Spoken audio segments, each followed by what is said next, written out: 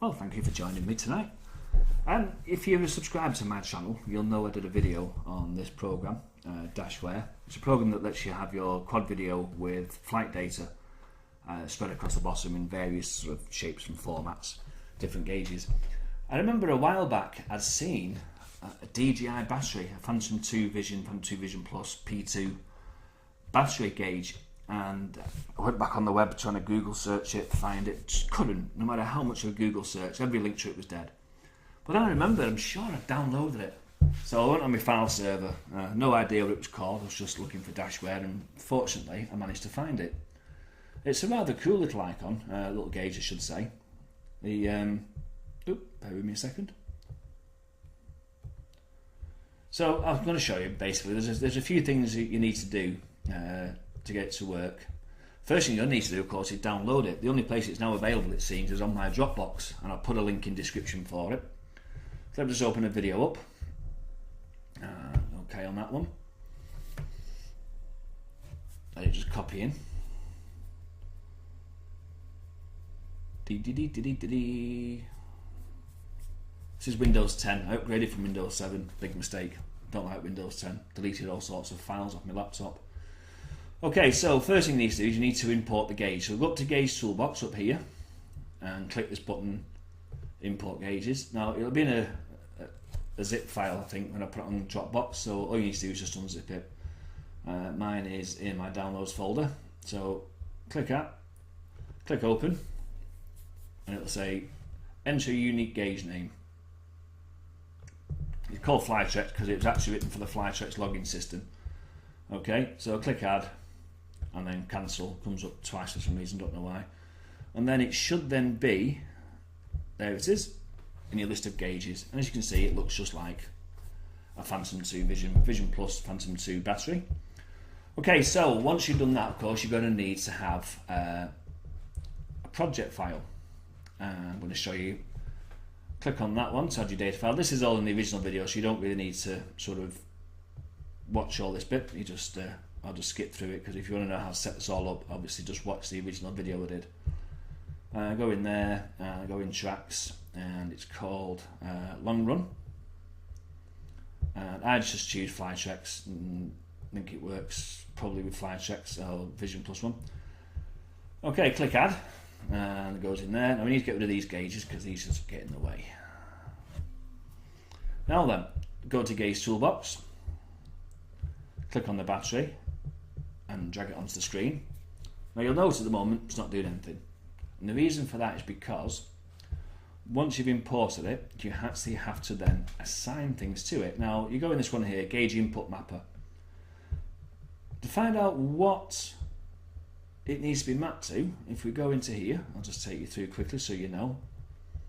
Go into June and then Tracks. The wrong one. I opened an Excel.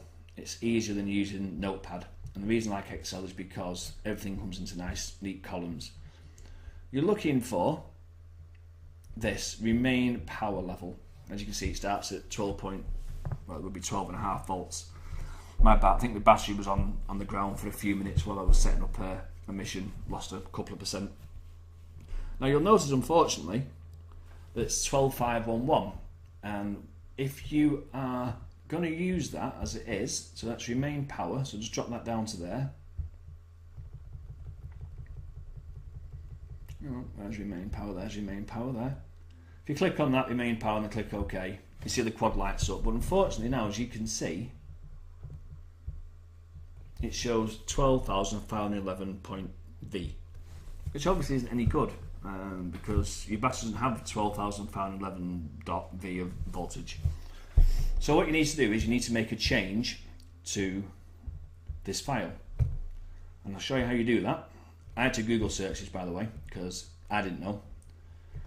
So let's open it back up again, and if we go across to AC, which is remain power, what you need to do is get to an empty cell. So just click on there, go across, type in 1000, press enter, highlight it, and do Control and C to copy. Go back to AC, and then go to Edit, click Paste Special, and this box pops up. Make sure all is lit up and then do divide. Click OK and you'll now see the column has now become a proper percentage figure, so it's 12.511 volts. So you then need to save that, which I've already done, so I won't save it myself. I've saved it as that one there, long run for Dashware. So let's go back to Dashware. You'll need to highlight that and delete it. You won't need to delete this, I'll need to delete it because you're going to do it right first time.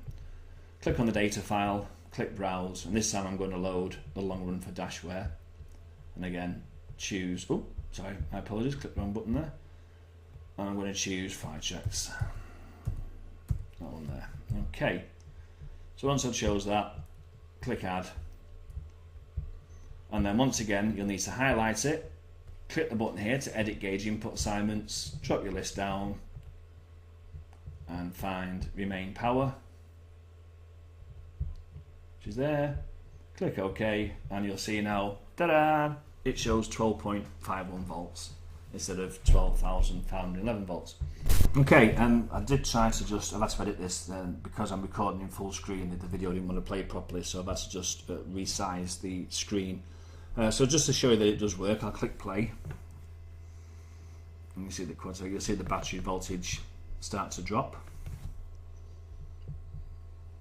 I don't know if this is 100% sort of accurate for voltage, because it is built. It is originally intended for, as I say, the Flytrek system, and I've got the older Phantom Vision. It may or may not be 100% spot on, but it just looks nice, I think, to have your battery voltage showing.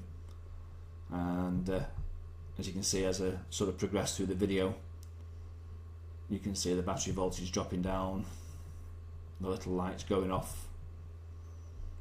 Now I normally run mine down to about 40% battery. I never get much lower than that. That's about standard storage voltage. I may very well do this again sometime when the weather goes nice, and I'll run it straight down to, I think it's about 15% before it auto lands. Then I'll do another quick video to show the battery level. It should be down to probably 1 light by that point. So that's it. It's a nice little gauge. It is hard to get hold of. I think probably on my Dropbox will be the only place you can find it now. If you do find any links to it, please drop me a line in the titles below. So in the meantime, thanks for watching, and fly safe, and I'll see you again.